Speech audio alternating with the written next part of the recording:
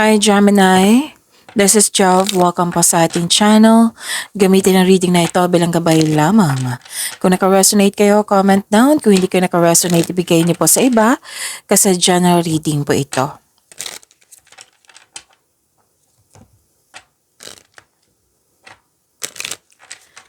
This is for you, Gemini.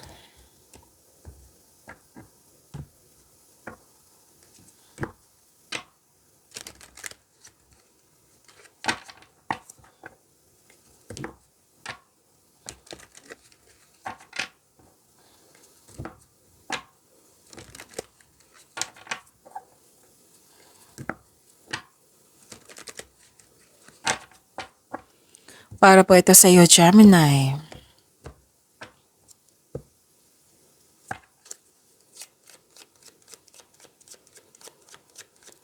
Maraming salamat po sa inyong patuloy na suporta at maraming salamat din po sa mga hindi nag-skip ng ads. Sa mga hindi pa nag-subscribe, subscribe na po kayo at click bell notification para malaman nyo na may bago tayong video. Para sa mga gustong magpa-reading, comment po kayo ng personal reading. Again, comment kayo ng personal reading and check my reply sa comment section.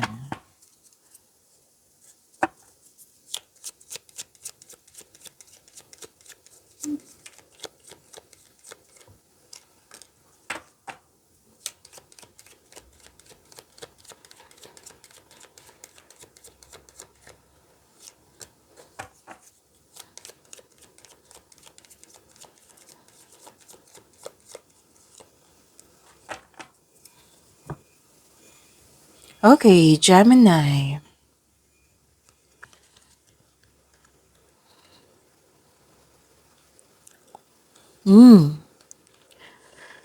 Naka-receive kayo ng tulong, regalo.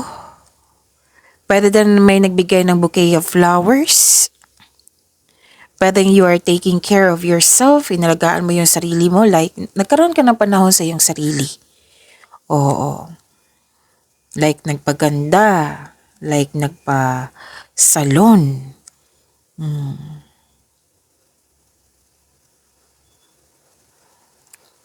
Okay, so pwede din yes.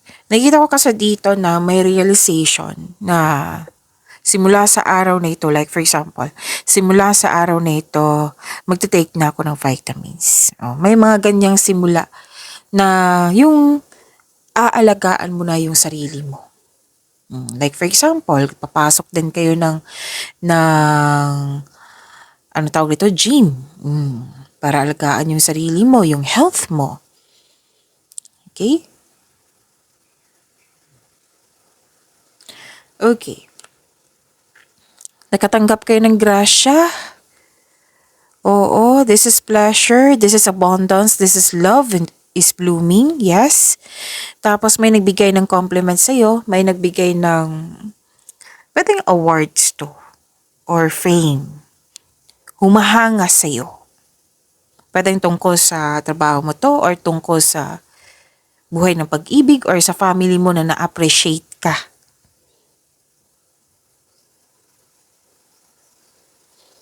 Okay? And nakikita ko dito na ma-happy kayo. Happy kayo sa mga nangyari. So, yun, nasabi ko na diba na may matanggap kayong tulong o regalo. This is pleasure. And very charming kayo ngayon. Okay. May concern lang kayo sa isang tao na mahirap kausap or hindi madaling kausap, mahirap kausap sa yung parang yun. Pwedeng matigas ang ulo niya or sobrang stricto. May nakita rin ako dito na nahirapan ka sa paggawa ng desisyon kasi may hesitation or di kaya nahirapan ka sa paggawa ng desisyon kaya nagkaroon ng delay. Oo, delay ito eh. Delay ang nakikita ko dito. Pwedeng sa desisyon, pwedeng sa aksyon, or sa hinihintayin nyo.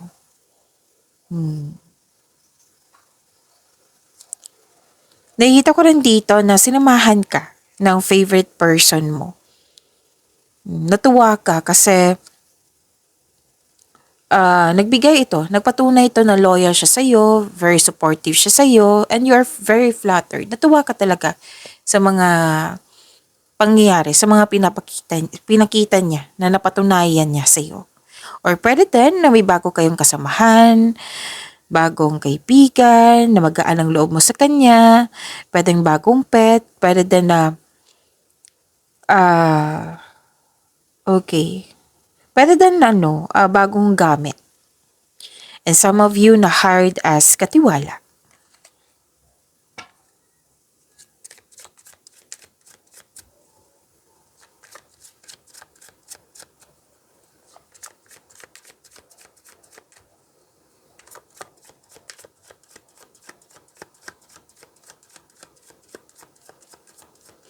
Energy pa ni Gemini.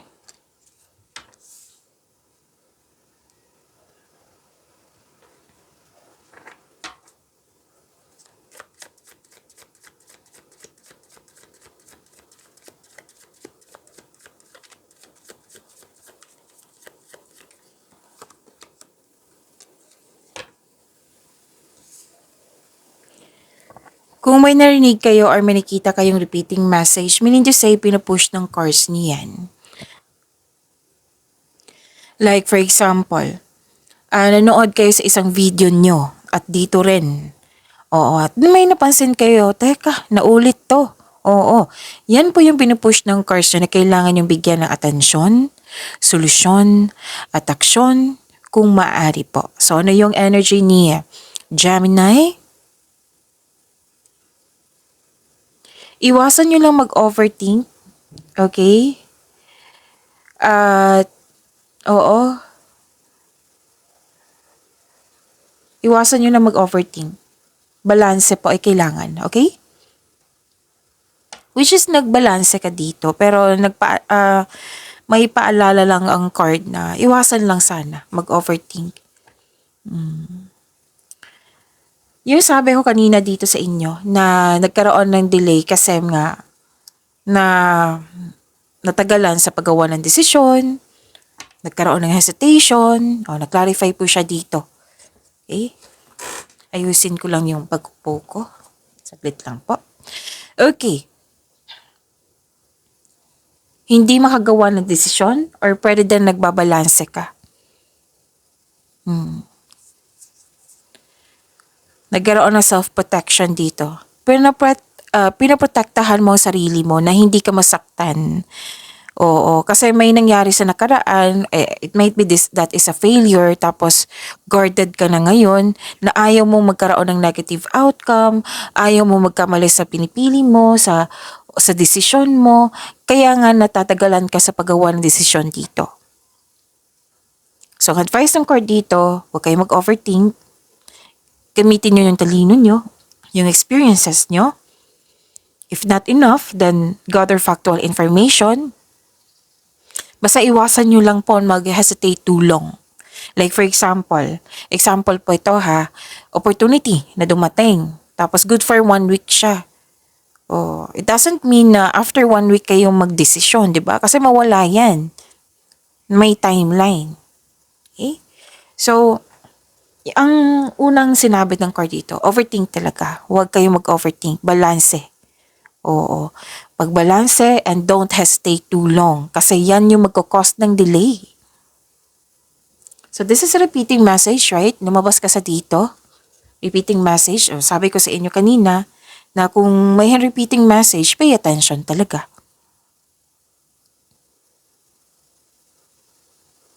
Kalma ka. Oo. Kalma ka, pero malalim iniisip. Nakikinig ka din sa iyong paligid. Balanse sa choices ng buhay. Nag-iisip ka muna bago magdesisyon. Kasi nga, yung sabi ko kanina na ayaw mo magkamali. So ask for support kung nalilito ka na. Yung sabi dito, baka makatulong pa kasi may natuwa ka dito kasi may companion, di ba?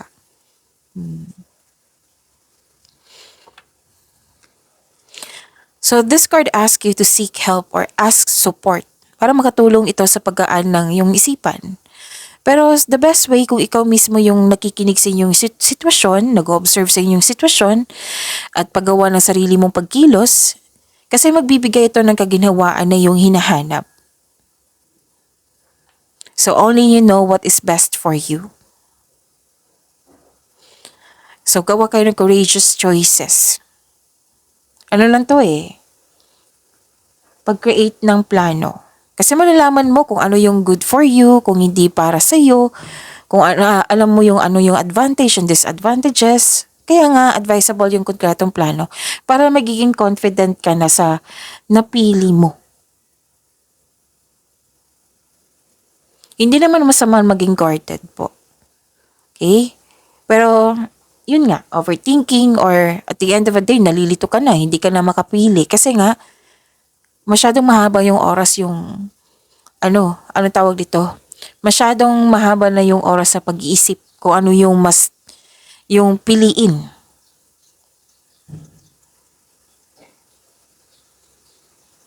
Kung conflict ito sa isang tao, umiiwas ka na dito.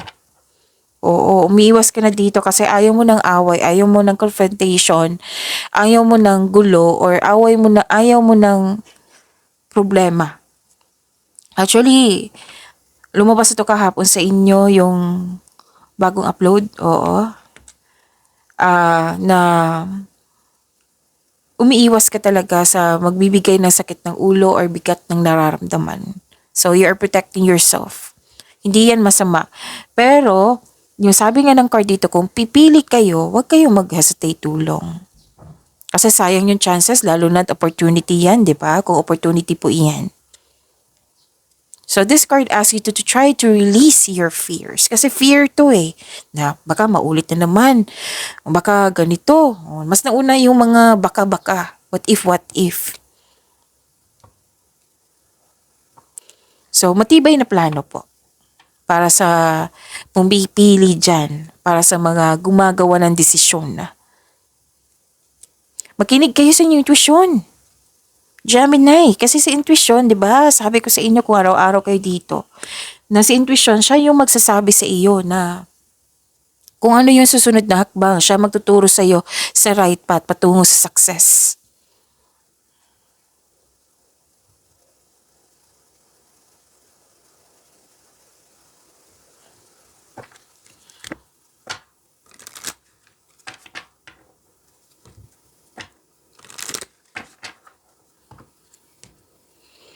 May nakita ko ditong sadness or pain. Pwedeng nangyari to sa nakaraan na naalala mo ngayon or pwedeng mangyayari ngayon na sana'y ma-overcome nyo, na sana'y hindi, di ba?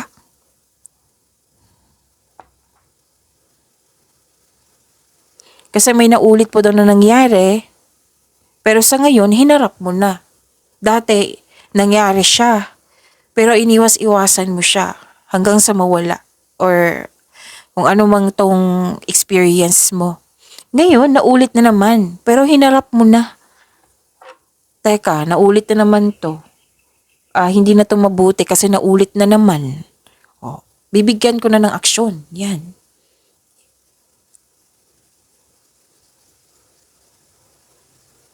Binibigyan mo yung sarili mo na embrace mo yung mga pangyayari, yung sakit na nararamdaman mo, yung lungkot na nararamdaman mo, yung katotohanan, kumbaga. Kasi, I feel you, Gemini, na kung may nangyari na hindi mo magustuhan, di ba malungkot man tayo. Naintindihan ko yan. Minsan nga na, di ba, nahirapan tayo sa pagtangkap sa mga reality. Di ba? Kung lalabanan natin, mas mahirapan tayo. Kung maging in denial tayo, yung nagde-deny tayo, hindi yan.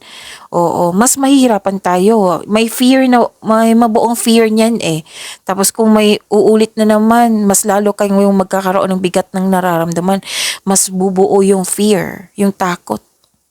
Ngayon, pwedeng napagod ka na, naulit na So, hinarap mo na. So this card tells you to accept and free yourself from this kind of emotion, from this, yung naulit na sitwasyon. So ang gagawin mo, harapin, yakapin, and bigyan ng solusyon. Huwag kayong huminto, huwag kayong humiwas, kumbaga, kasi naulit na eh. So, acceptance ang kailangan dito and free yourself. Freedom po. Kailangan po ng hope and healing. Magkakaroon po ng healing kung you are willing. Palayain po yung sarili mo. Kahit hindi ka komportable, kailangan magsimula yung healing through pagtanggap. Pagtanggap sa mga nangyari and let go and move forward. Susunod yung healing po. Mag-move forward kayo into a new direction. Pwede din tungkol to sa mga tao na tuto sa iyo or hindi ka gusto or pwede din na general reading to ha, pwede din tungkol to sa third party. General reading po ito, please be reminded. So huwag magpadala sa matinding yung lungkot, yung naalala nyo or nangyari ngayon. You have to, nakita ko naman dito, harapin mo talaga, parang napuno ka na or pagod ka na sa paulit-ulit. So harapin mo siya, bibigyan mo na siya ng solusyon para magkaroon ng new direction. Magagawa mo yan, Gemini.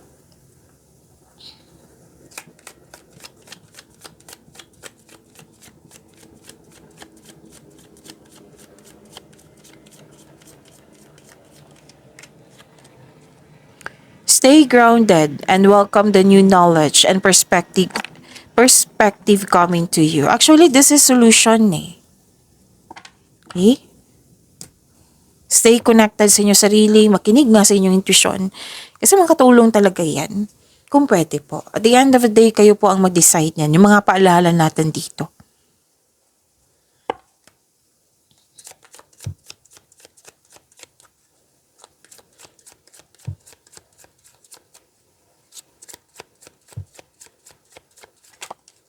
Okay, so this is about your career and money.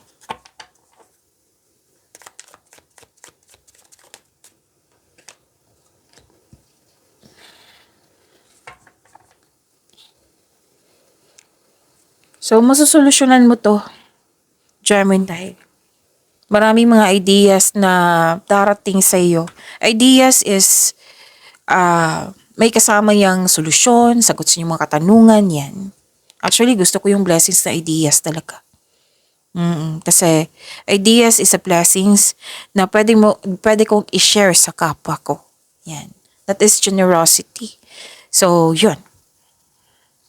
Andito pa rin yung pagbalanse, Gemini.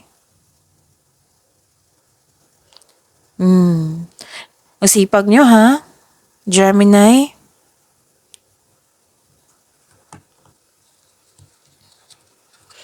Hard work and productivity. Expect na marami kayong ginagawa ngayon. Multitasking to eh. Maraming ginagawa. Like for example, may lakad kayo ngayon, tas at the same time, uuwi naman kayo para may trabaho, tapos may isang lakad na naman kayo. Oo. Kasi may nakita kong scenario na kanya. So, it might be na basta marami kayong ginagawa. Multitasking, hard work, grabe. Oo, grabe. I am proud of you, Gemini, kasi nakita ko talaga yung hard work mo dito. This is willingness. Ramdam ko dito na may target ka or anong tawag dito? Very inspired. Sobrang productivity, hard work and productivity. Halos araw-araw ko ito nakikita sa inyo, Gemini. So, sana all. Oo, Gemini. So, expect na magiging busy kayo ngayon. May nakita kong biyahe. Ang ilan sa inyo may biyahe or may balak magbiyahe. Or puro kilos. Kaya pala kayo busy dito. Kasi may nakita ko dito some of you bagong simula sa mga ginagawa. Or may ginagawa kayo dyan na na alam mo na may potential na mag-grow ka dyan. Kaya sobrang sipag mo. So kapag ginagawa mo ang gusto mo, mamahalin mo ang ginagawa mo.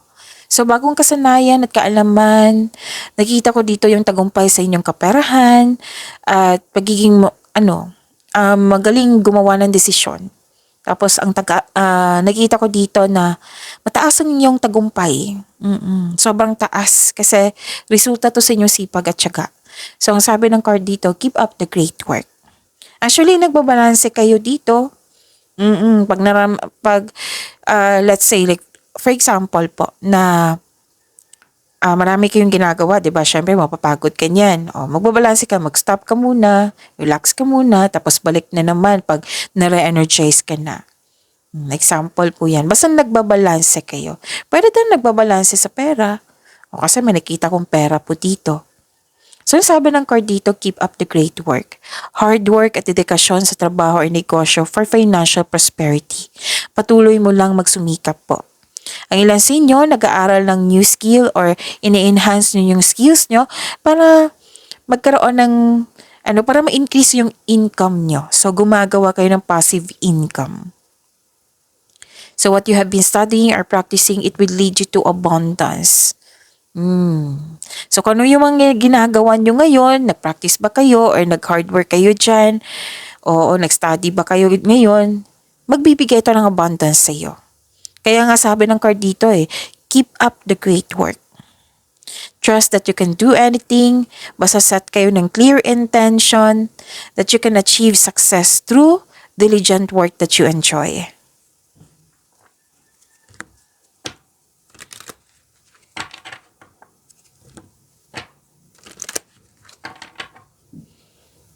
Yung sabi ko kanina sa inyo, nagbalanse sa pera. Kitang-kita ko dito, balance, stability, and yung sabi ko kanina sa inyo na alam mo yung limitation. May limitation talaga. At paalala din ng card nyo dito, pwedeng lumabas ito sa the other video nyo na yung balance sa sarili, panahon sa sarili, sa pamilya at sa partner, pwede sa mga bata. Ang ilan sa inyo dito, nagbabalansa dito kung if you're going to travel, enough bang money mo. Ang ilan nga dito may nagsabi sa akin ngayon na may balak magnegosyo, nagbabalanse kayo kung enough ba ang kapital. May nakita kong ganyan. So, ang advice ng card dito, tamang pag-manage ukol sa pinansyal at budget para mas lumago pa ang iyong kaperahan.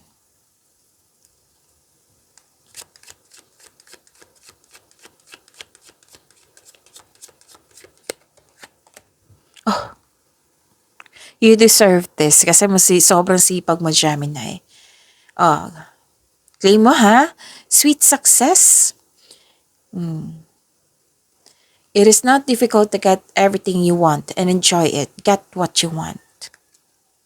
Basta samahan lang po ng clear intention yung sabi ng card dito. Ang ganda, sweet success. Claim niyo po, Gemini.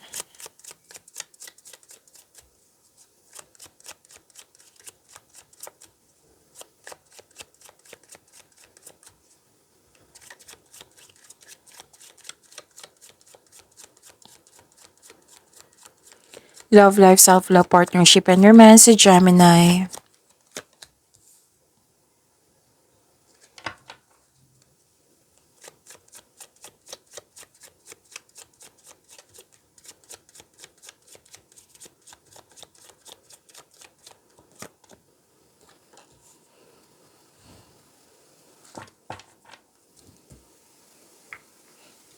Ang daming mensahe, no? Katulad yung kahapon. Okay.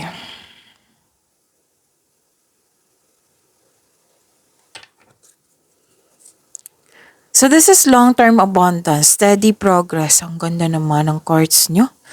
Gemini, sa mga single po, ang ideal type nyo ay stable, grounded, and trustworthy. Sa mga marelasyon sa buhay mag-asawa, sabay-sabay kayo nagtayo ng trust and stability. Ayaw nyo ng away. So this card tells you na you need to take things slow if you want the relationship to last. Huwag po daw kayo mag-rush na kailangan may ganap ngayon. Yung pinipressure yung sarili, or di kaya yung relasyon. So, kalma lang. Oo. So, take things slow. So this is long-term abundance, steady progress. Yes.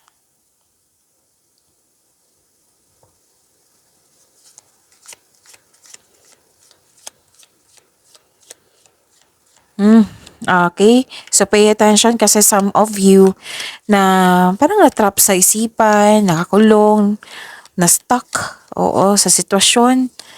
Okay. Pwede sa kaibigan mo to ha, na malapit sa'yo. Oo, na malapit sa'yo, na pwedeng, basta malapit sa'yo, yung may, connected siya sa'yo. Mahalaga siya sa'yo. Okay? Kasi may nakikita ko dito na nag-iisip kang umalis or pakawalan pero ayaw mo. Whether single ka man, may relasyon sa buhay, mag-asawa to ha. Tapos yun nga, yung sabi ko kanina sa inyo na may naisip kayo, maaring na, may naisip kayo sa nakaraan, nag-confirm na naman dito, clarify. Kailangan mong pakawalan yung sarili mo. Freedom. 3 card na mismo nagsabi niyan ha. Freedom po. Set yourself free. Bigyan mo na ng aksyon yung kailangan mo ng laya. Whether single ka man, may relasyon sa buhay mag-asawa, allow yourself to experience love. Okay? So, kung nabibigatan ka, humingi ka ng guide kay God para mapalaya mo ang sarili mo sa mga nararamdaman mo. Okay?